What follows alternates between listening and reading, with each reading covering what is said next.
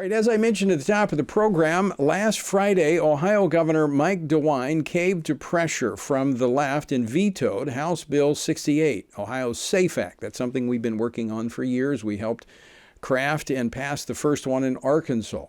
Now, this simply protects minor children from sterilization and mutilation while also preserving girls' sports. This is what the bill in Ohio did by requiring athletes in school sports to participate based upon their biological sex.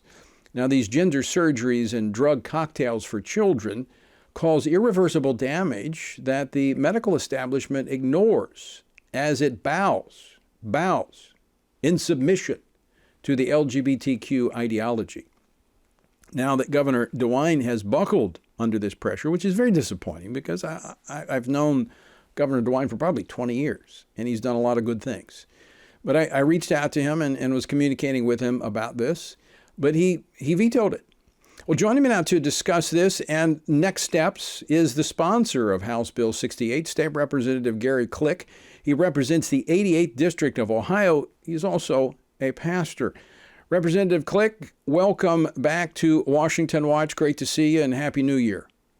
Hey, Happy New Year, Tony. Thank you for allowing me to be on and to represent the SAFE Act here in Ohio. And thank you for being a champion. You've been with us all the way, and we thank you for that. We're going to get this done.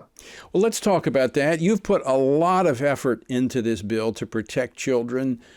You were on the program before talking about it at a critical juncture there in Ohio. Were you surprised by the governor's veto? Yes and no. We never had any assurances. I've been trying to engage the governor for almost 3 years in this, and I just kept getting, well, the governor just wants to protect children, and that's all I could get until literally the hour before the Senate was voting on it, and we were about to concur with some of the changes that they made. That was the first time, and I got drawn into a room with the hospitals and with his staff, and I was even willing to give up a couple other things that were not critical. But the one thing the governor wanted is he wanted me to allow the puberty blockers. And I just had to say no. I've had to fight that the whole way, every step of the way. And they think only about the sex changes as far as surgically, but they don't think about the sex changes chemically. And that is the crux of this bill. Unless they do that, they don't get to the rest of this. And so we try to prevent it at the beginning, at the foundation. As you well know, 85 to 95% of the kids will grow out of the gender dysphoria when they go through puberty. But if they're put on the puberty blockers, 98% will go on to the opposite sex hormones and then ultimately later to surgery. And that's what we're trying to get ahead of. I mean, ironically, Governor DeWine wants to ban menthol cigarettes to protect adults, but not puberty blockers to protect children. I mean, is this strictly a political decision or what? What was behind the governor's rationale here? I don't know. I had hope the whole way as he was talking to people that he was going to see the logic behind this and what we're trying to do. I had a half-hour conversation with him, and he asked good questions. And I know some of the doctors that I put him in touch with said that they were being asked some good questions. And I just felt like in the end, even though he threatened me with a veto, I felt like he was drinking through a fire hose and that he would get it and then they would pass it. But on my birthday, he called and told me he was happy birthday, I'm going to veto your bill. And I think what got to him is I was reading in the Washington Post that he had a family come and they told him with tears in their eyes that that so-called gender-affirming care saved their life. And without that, they wouldn't have lived. And, we had a judge in Hamilton County that said there's nothing more manipulative than that. Give me what I want or I'll kill myself. Mm-hmm. We can't make decisions based on that. And that is a self-diagnosis.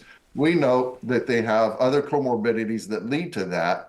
And I think he was just moved in his heart by that, but not in his head to realize that's just a false choice. It is, and that's one that the left uses a lot. Do you want a live son or a dead daughter? I mean, they use that as if there's only this binary choice. You either have to embrace this transgender ideology or you're going to lose your child. There are other ways. There are other ways to deal with gender dysphoria. Now, I had spoken, former Governor Asa Hutchinson, Arkansas.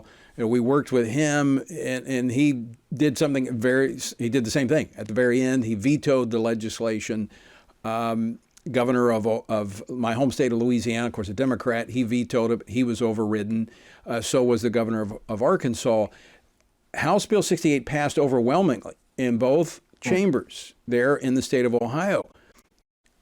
What will it take to override the governor's veto?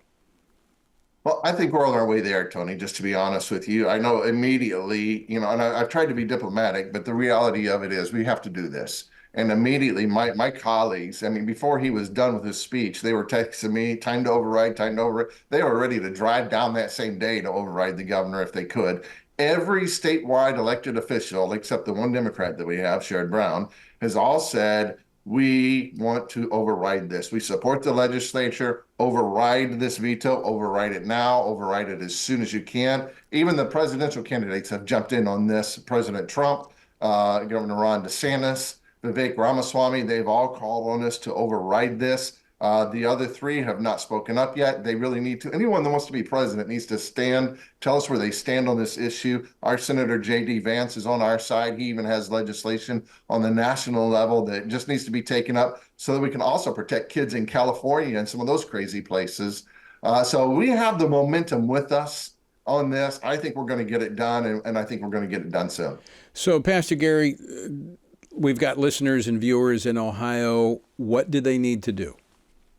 They need to go to ohiohouse.gov, look up who their state representative is and who their senator is, email them, call them, be relentless until we get there. Not just one day, but every day. Call them, email them, let them know, call the speaker, let him know that you want to override this. He's on our teams at this point. He's supportive of this. Call, the Senate President's office. Let everyone know that you want this to be overridden and that you want it overridden now. All right, we're going to put that word out. It's also, folks, it's at contact information at tonyperkins.com. Also, FRC's resources there so you can better discuss this issue. Pastor Gary, I just, again, want to thank you for your leadership there in Ohio, stepping forward as a pastor. And you get a lot of criticism just for being a pastor, stepping into that arena, but we need more of that. And this is an example that I've told others why pastors need to be in elected offices at the state level, local level, is because when you stand on truth, you're not intimidated by those who come against you because you know what truth is and you're willing to stand for it. So I want to say thank you. You're welcome, and God bless you. And I thank you for the inspiration that you have been to me throughout my entire ministry. I appreciate that. All right, Pastor Gary, Happy New Year, and we're going to be working with you to see you succeed there in the state of Ohio. God bless you. Thank you so much.